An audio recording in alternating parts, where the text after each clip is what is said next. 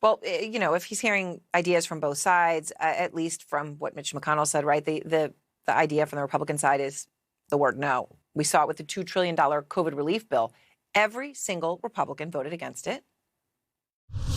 This isn't a relief bill. It's pretty much a payoff for Pelosi's political allies, and it will be the American people paying the bill.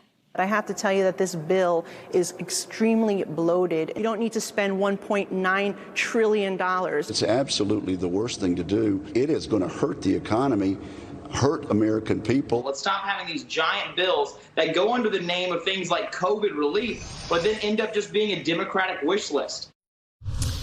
Congresswoman Elise Stefanik added to those sentiments with a statement. Speaker Pelosi and Biden's $2 trillion partisan spending packages is filled with pork projects, special interest giveaways, and the far left's policy wish list.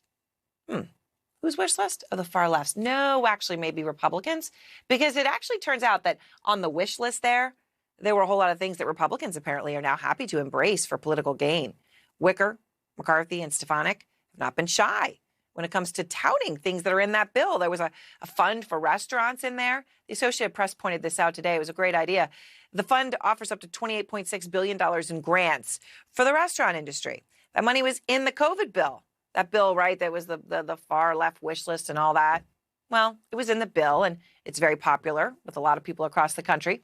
Senator Wicker actually had proposed the idea, but then actually voted no on the whole bill, tweeting, independent restaurant operators have won $28.6 billion worth of targeted relief. So he voted no, and then he's celebrating a win for the people who voted yes.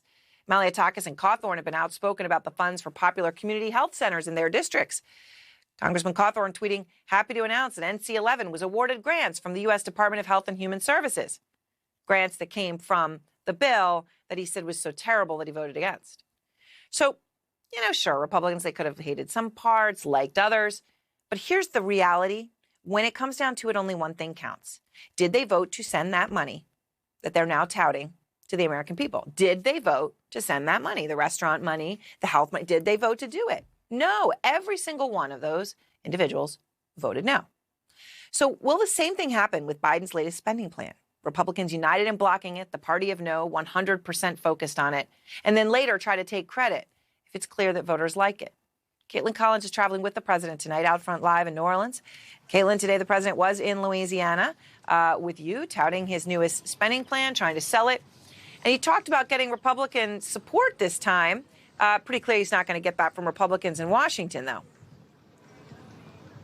Yeah, he was saying that sometimes, Aaron, he finds it easier to get support from Republican mayors and governors and local officials in addition to their